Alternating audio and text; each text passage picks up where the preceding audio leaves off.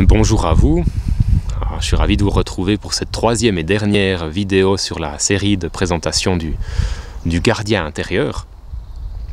Alors j'ai oublié mon trépied cette fois-ci, du coup je suis obligé de maintenir la caméra avec mon bras, ce qui va me contraindre à faire une vidéo un peu plus courte que d'habitude, ce qui n'est pas une mauvaise chose, ça m'obligera à aller à l'essentiel.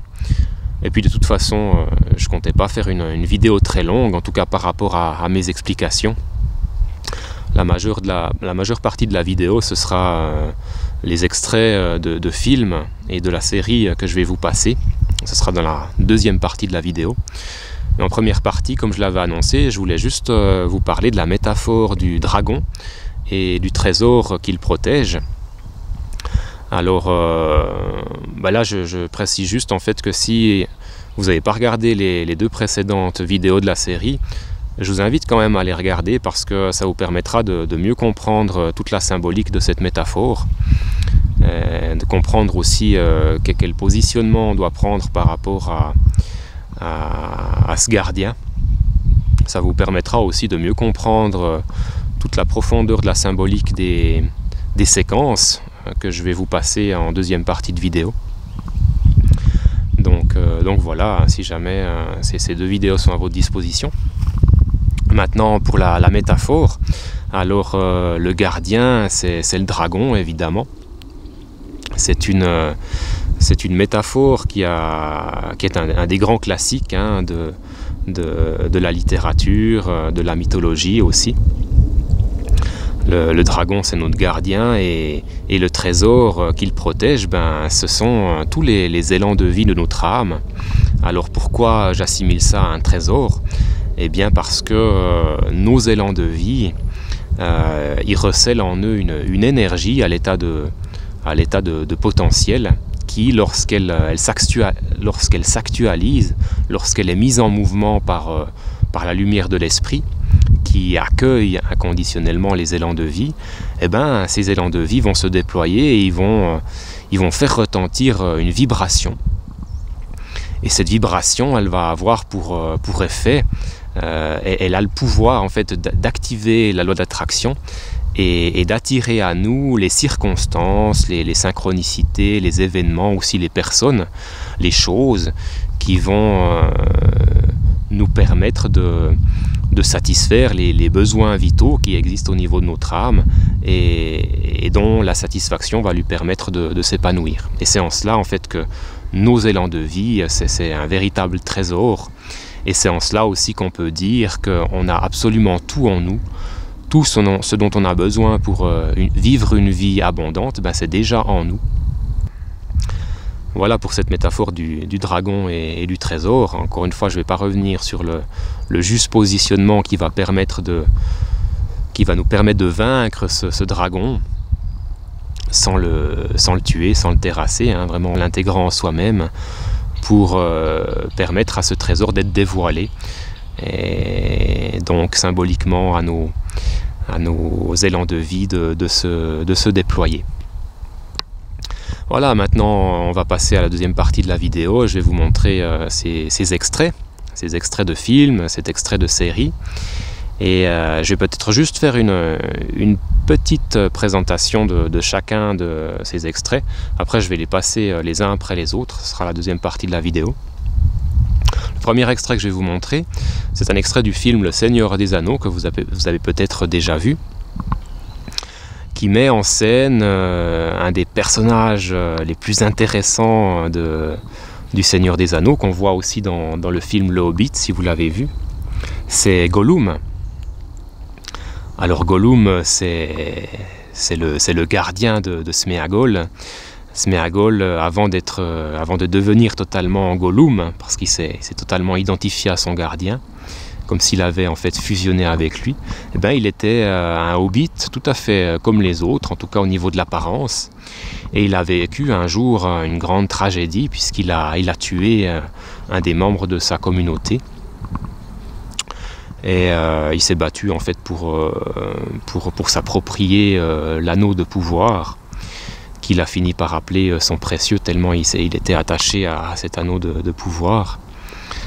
D'ailleurs Gollum, apparemment ça veut dire mon précieux. dans le langage que Tolkien, l'auteur du Seigneur des Anneaux, a inventé. Et donc dans cette scène, à un moment donné, Sméagol parvient à se dissocier de Gollum, et on voit bien l'interaction entre les deux aspects de la personnalité de Sméagol. Gollum donc représente le gardien qui a été mis en place suite à cette tragédie qu'il a vécue, puisque quand il a tué le membre de sa communauté, il a été banni de cette communauté, donc Sméagol. Et puis on voit donc il y a à partir de ce bannissement, il va mettre en place Gollum comme gardien, qui va protéger en fait la blessure de rejet qui a été créée de façon très très forte au moment où il a été rejeté de sa communauté, évidemment. Et à partir de là, on voit toute la transformation que va vivre Sméagol. Son gardien va prendre énormément de place dans sa psyché, il va devenir quasiment omniprésent, et son emprise, son influence va devenir très forte sur Sméagol, et ça va même aller jusqu'à le transformer physiquement. D'ailleurs, ça c'est assez symbolique, hein. On peut nous aussi vivre ces transformations physiques. D'ailleurs, moi je l'ai vécu, toute proportion gardée évidemment, hein, par rapport à Gollum. Et c'est très rare qu'on arrive à... il y a des gens en fait qui vont jusqu'à un tel degré de transformation physique où leur gardien va totalement s'incarner, et quand on les regarde, ces gens-là, on voit leur gardien plus que leur véritable identité, en fait, parce qu'il y a eu cette transformation, il y a eu cette rigidification de toute la structure psychique et aussi physique. Et ça, c'est ce qui est arrivé à Sméagol, il est devenu totalement Gollum. Et là, dans la séquence que je vais vous montrer, l'espace de quelques instants, il parvient à se désidentifier, et en fait il va entrer dans une lutte, dans une dynamique d'opposition par rapport à Gollum. Il va vouloir le rejeter, et ça va marcher l'espace de quelques instants. Il va dire à Gollum de lui ficher la paix, de partir et de ne jamais revenir. Donc il est dans une dynamique d'opposition, comme on peut l'être très souvent par rapport à notre propre gardien. Et on comprend Sméagol, hein, parce que Gollum, c'est une structure mentale perverse, et à certains égards psychotique et névrotique aussi. Mais perverse parce qu'il a des mots très durs par rapport à Sméagol. Il le traite de voleur, de menteur, de tueur. Enfin, vous verrez dans la séquence, hein. Et Sméagol, il se rebelle, on le comprend, hein, à juste titre. Mais c'est pas la bonne dynamique. D'ailleurs,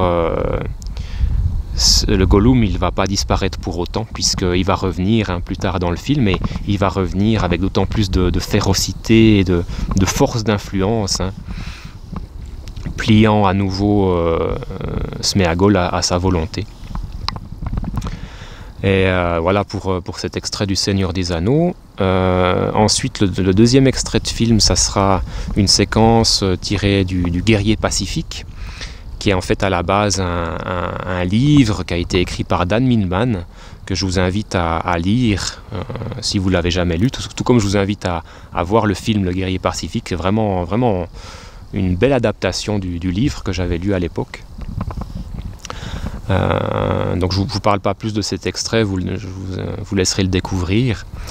Et puis le troisième extrait, il est tiré d'un film un peu moins connu encore, je ne sais plus le titre exact, La prophétie du sorcier de Terre-Mer, un truc comme ça, où là la scène vous montre le héros du film qui s'appelle l'épervier, qui est aussi dans un rapport par rapport à son gardien qui s'appelle le Guébet, qui est une créature hideuse, vraiment repoussante. Et là, le positionnement que le héros du film va prendre est tout à fait intéressant, il est tout à fait juste dans ce rapport à notre gardien. Vous verrez qu'il va comprendre qu'il doit l'intégrer en lui-même plutôt que de le combattre, que de le rejeter. Et puis le troisième extrait, il est tiré d'une série qui passait sur Canal+, une série qui s'appelait Bref, des séries très très courtes, avec un rythme très soutenu. C'est ce qui a fait d'ailleurs le succès de la série. Et puis là, le titre de l'épisode, c'est « Bref, j'ai fait une dépression ». Et vous allez voir, là aussi, le le héros de cette série va comprendre qu'il doit cesser de lutter contre lui-même s'il veut sortir de sa dépression. Et c'est ce qui lui arrive d'ailleurs quand il commence à faire la paix avec lui-même et à accueillir, intégrer toutes ces parts qui jusque-là étaient rejetées par lui. Voilà, donc je vous laisse regarder toutes ces séquences les unes après les autres. Et puis moi je vous dis au revoir et je vous dis à bientôt pour une nouvelle vidéo dans une nouvelle thématique. À bientôt.